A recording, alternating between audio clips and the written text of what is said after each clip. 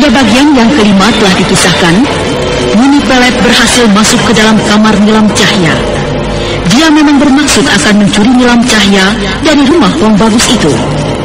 Setelah dia meludahi wajah Nilam Cahya dengan lemburan hijau ludah melatanya, Nini Pelet pun segera membawa Nilam Cahya.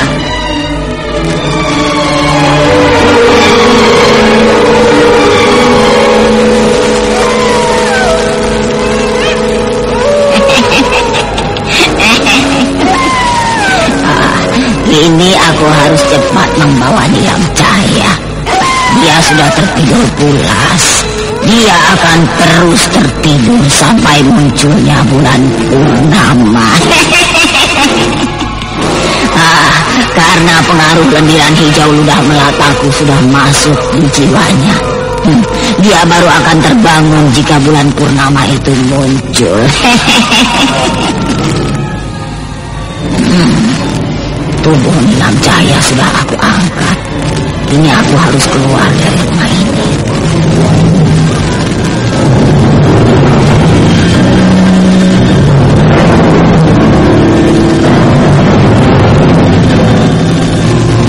Nini Pelet bergerak bagaikan kilat.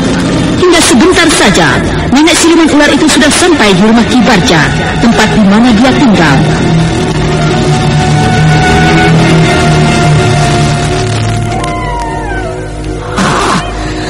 Aku harus membawa masuk Nilam Cahya ke kamarku.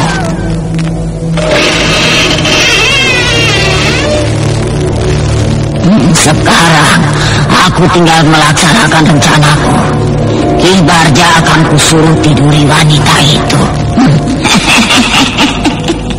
Dukun tua itu harus bisa membuat Nilam Cahya hamil, karena aku sangat membutuhkan bayinya itu.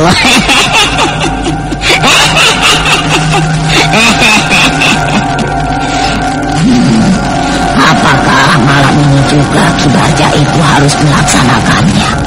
Ya, malam ini, saat yang tepat. Biar malam ini si dukun tua itu melampiaskan nafsunya pada Nilam Cahya. Dia harus berhasil membuat wanita itu hamil. Tapi rasanya perut Nilam Cahya aneh. Kalau ku perhatikan baik-baik, perutnya besar dan sepertinya tidak wajar. Perutnya seperti sedang mengandung. Aneh. Apakah wanita itu memang sedang mengandung? Dia memang seperti sedang mengandung. Bagaimana mungkin Nilam Cahya sudah mengandung? Apakah dia sudah bersuami? Atau dia pernah diperkosa laki-laki? Aku penasaran. Aku akan melihat untuk membuktikannya.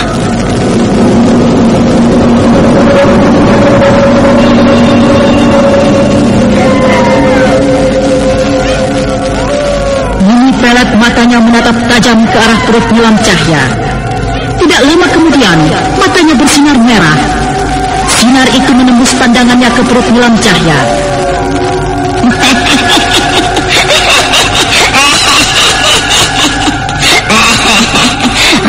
Ternyata Nilam Cahya benar-benar sedang mengandung. Mungkin tidak lama lagi dia akan melahirkan bayinya. Aku harus menjaganya. Dia masih akan tertidur pulas sampai munculnya bulan purnama. Aku akan berhasil mendapatkan seorang bayi yang lahir dari orang yang masih mempunyai keturunan dengan Ki Buyut Manguntapa. Dengan darah bayi itu, aku akan bisa mengetahui di mana tempat persembunyian Ki Buyut Manguntapa yang selama ini tidak aku ketahui.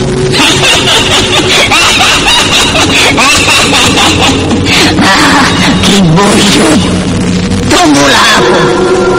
Sudah saatnya tempat persemayamanmu akan hancur. Akan hancur.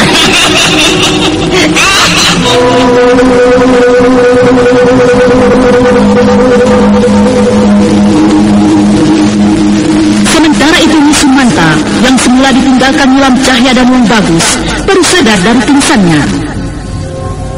Ada apa sebenarnya? Nawang Bagus pergi begitu saja dengan wanita itu. Mereka tidak kembali lagi. Apakah mereka langsung pulang ke rumahnya? Lalu bagaimana Ki Sumanta suamiku itu? Apakah suamiku benar-benar hilang? Atau dia pergi keluar desa? Bagaimana kalau suamiku sampai tidak kembali? Apakah aku akan berdiam diri saja? Atau aku akan mencarinya kembali? Tapi kukira penduduk tidak akan tinggal diam. Karena mereka tahu suamiku itu adalah kepala desa mereka. Aku akan meminta bantuan para penduduk. Besok aku harus mencari kembali suamiku. Jadi jelas suamiku itu tidak pergi dengan wanita yang tinggal di rumah yang bagus itu.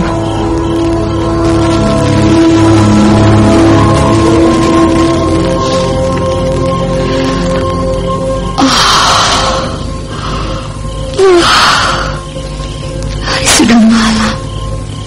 Sebaiknya aku tidur saja. Besok aku dan penduduk desaku akan mencari kembali Ki Sumanta.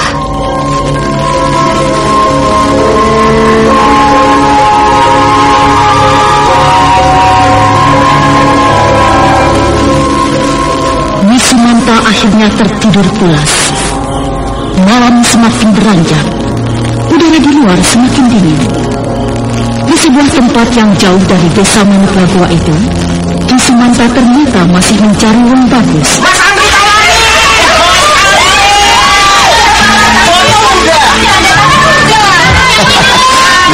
Iya, boleh. Dengerin ya.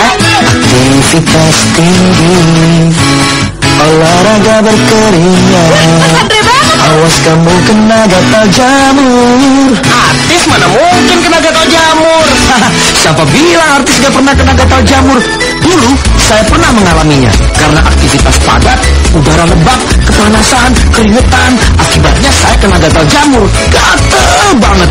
Dan bau kaki lagi. Kan ada salep impor. Saya pernah coba salep impor. Bukannya sembuh, kulit malah gosong. Untung ada Kalpanax Cream. Kalpanax Cream aman di kulit, terpercaya dan cepat kerjanya. Makanya kalau gatal jamur jangan pakai sembarang salep. Pastikan Kalpanax Cream terbukti klinis atasi gatal jamur. Oleskan saja Kalpanax. Sikal Bio Farma.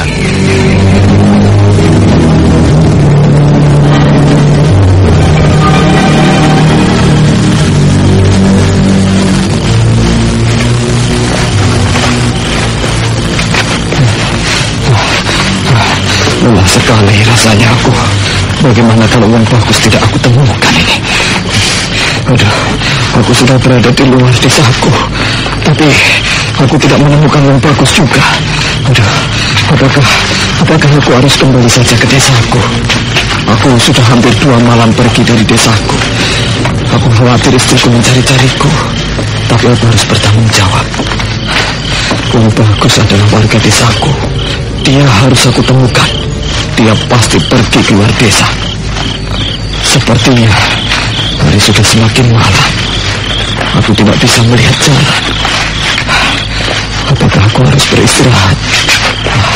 Tapi sepertinya tempat ini sebuah hutan.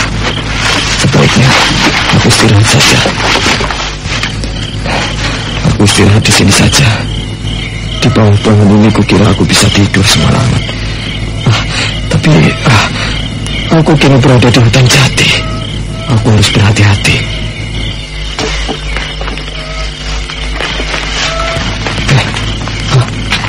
Aku mendengar suara langkah kaki orang datang kemari. Apakah memang ada orang di hutan ini? Aneh. Rasanya aku tidak percaya. Suara langkah kaki itu semakin mendekati kemari. Siapa itu? Siapa yang telah menuju kemari? Dia semakin dekat kemari. Siapa dia? Wajahnya ditutupi topeng harimau. Seperti dia seorang anak muda. Siapakah kau? Ada orang mengukurku. Berhentilah. Siapa kau? Bapak juga siapa? Kenapa Bapak berada di hutan ini? Apakah ini sudah termasuk daerah perkampungan, Pak? Aku Ki Sumanta. Aku kepala desa Manuk Lagoa. Hutan ini sudah jauh dari desaku. Kau siapa dan mau kemana? Namaku Restu Singgi. Aku sedang dalam perjalanan. Apakah aku akan sampai ke sebuah desa? Maksudku, apakah tidak jauh dari hutan ini? Aku akan sampai ke desa Manuk Lagoa. Desa Bapak itu? Ya, benar. Apakah kau memang sengaja akan datang ke desa Manuk Lagoa? Atau kau hanya tersesat hingga sampai ke desa kami itu? Aku memang tidak ada tujuan untuk ke desa Bapak itu. Aku sampai di hutan ini pun tersesat jalan. Aku tidak tahu lagi arah jalan. Aku hanya mengikuti langkah kakiku saja. Apakah ada yang sedang kau cari? Atau kau hanya seorang pengembara? Entahlah, Ki Sumanta. Ada seseorang yang sedang aku cari. Tapi aku takut bertemu dia. Kau aneh, anak muda. Aku jadi bingung. Orang yang sedang kau cari, tapi justru kau takut bertemu orang itu. Apa maksudmu sebenarnya? Apakah kau mempunyai persoalan dengan orang yang akan kau cari? Aku memang penuh dengan persoalan. Tapi aku harus mencari orang itu. Aku harus menemui orang itu. Aku khawatir sekali. Kenapa khawatir? Apakah dia mengalami kesulitan? Aku tidak mau bercerita pada orang itu. Aku khawatir karena Nilam sedang mengandung. Bagaimana kalau dia melahirkan sendiri?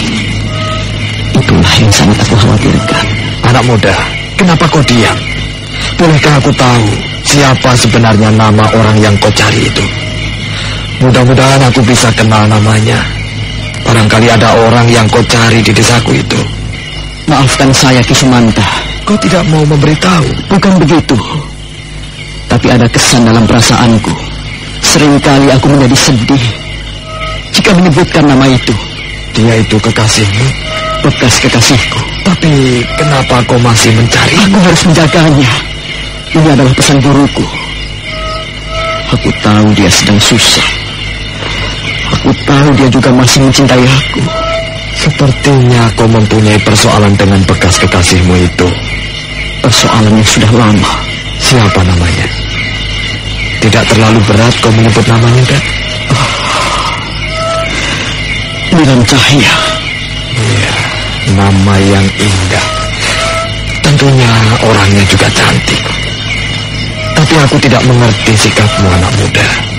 Kenapa kau menutupi wajahmu dengan topeng harimau itu? Apakah kau hanya sengaja agar orang tidak mengenalimu? Benar. Aku tidak akan membuka topeng harimau ini. Kenapa Ki Sumanta sampai berada di hutan ini? Semula aku sedang mencari seorang warga desaku. Dia Wong Bagus. Aku sudah jauh keluar desaku hingga tersesat ke hutan ini. Tapi aku tidak juga menemukan Wong Bagus. Ki Sumanta sangat bertanggung jawab.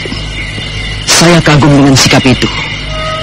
Sebagai kepala desa, Bapak merasa perlu menemukan warga desa Bapak yang dicarinya. Desaku adalah rumahku, dan warga desaku adalah wargaku. Apakah jarak menuju desa Bapak masih jauh dari hutan jati ini? Ya, tidak begitu jauh. Jika kita berangkat sekarang, kita akan sampai menjelang pagi hari. Apakah kau akan ke desaku? Barangkali saja di desa Bapak saya bisa bertemu dengan Nilam. Sepertinya di desaku tidak ada orang pendatang. Tapi tunggu. Iya, aku ingat. Hanya ada seorang wanita bisu yang tinggal di rumah Wong Bagus. Tapi barangkali bukan dia orang yang sedang kau cari itu. Mungkin juga. Siapa wanita itu? Entahlah. Dia bisu. Dan sebenarnya lah, aku semula sudah meninggalkan wanita itu. Dia pasti sedang kebingungan karena aku belum kembali. Tapi kukira wanita itu bukan kekasihmu. Dia hanya wanita bisu. Bagaimana kalau malam ini saja kita berangkat ke desa Bapak? Kau tidak lelah? Bukankah kau habis menempuh perjalanan jauh berhari-hari lamanya? Aku sudah cukup banyak beristirahat dalam perjalananku itu. Jika Ki Sumanta bersedia, bagaimana kita berangkat? Baiklah.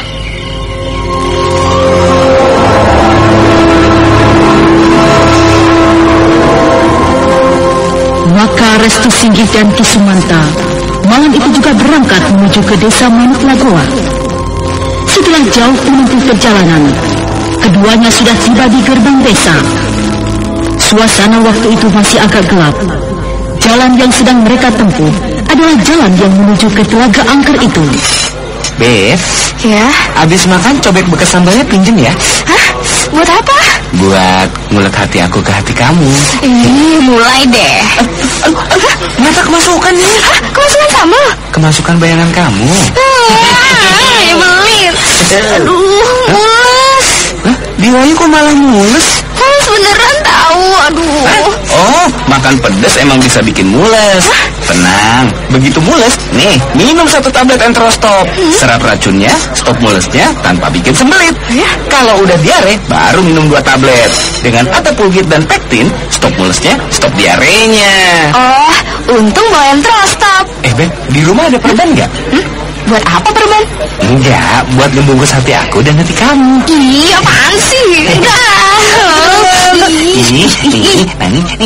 Begitu mules, minum Enterostop. Tunggu.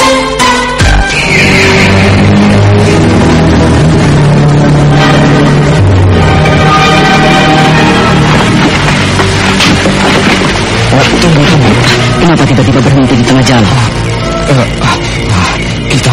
Kita akan melalui Telaga Angker itu. Telaga Angker? Ya. Benar. Di depan sana di tepian sepanjang jalan yang akan kita tempuh ini, nampak sebuah telaga berair hijau. Apakah memang telaga itu angka? Iya. Saya tidak berani lewat di dekat telaga itu. Berbahaya. Apalagi tengah malam begini. Kenapa harus takut? Bukankah jalan ini adalah jalan satu-satunya untuk masuk ke desa Bapak? Iya benar, tapi saya tidak berani kalau tengah malam begini lewat di samping Telaga Angker itu, anak muda. Tapi kita sudah berada di dekat telaga itu, Bapak. Bukankah dari sini desa Bapak kepala desa sudah dekat? Ayolah, jangan takut. Ada aku. Mari kita jalan lagi. Iya. Mari.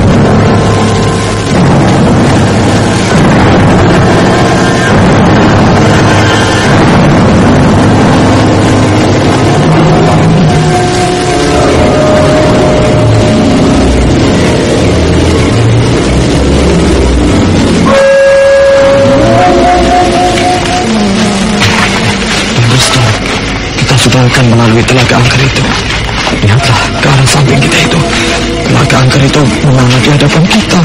Kalau Ki Sumanta takut, jangan melihat terus ke arah telaga itu. Kita jalan saja terus dengan tenang. Jangan ada perasaan apa-apa. Ayo. Ki Sumanta. Ki Sumanta.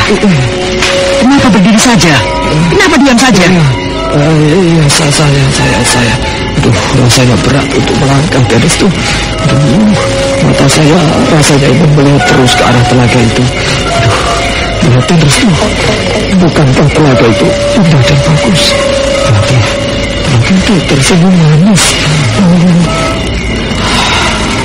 Aneh. Apa benar yang dilihat Ki Sumanta? Telaga itu tersenyum manis, tapi aku tidak melihatnya. Air telaga itu tenang saja. Apakah memang telaga itu angker? Tunggu. Lihat telaga itu. Pelan-pelan dekat padaku. Sepertinya dia menyuruhku datang ke sana. Tidak. Kau jangan datang ke telaga itu, Ki Sumanta.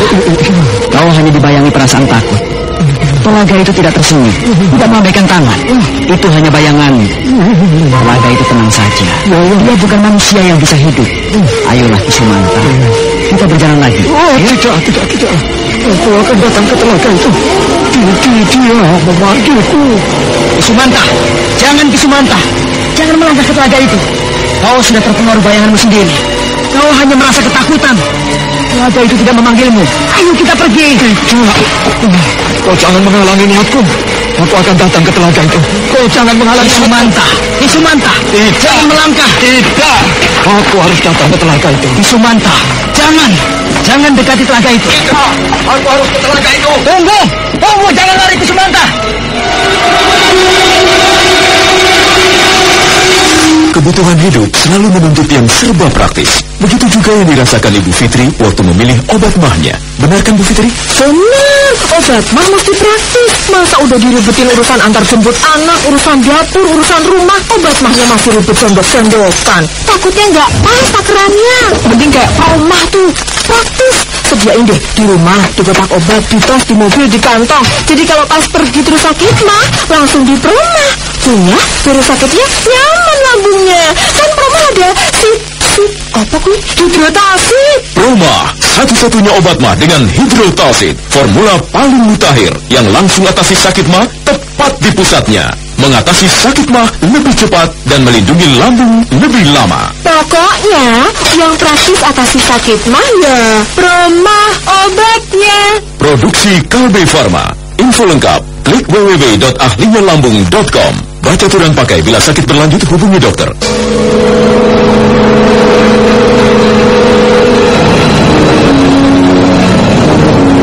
Bagaimanakah kisah selanjutnya?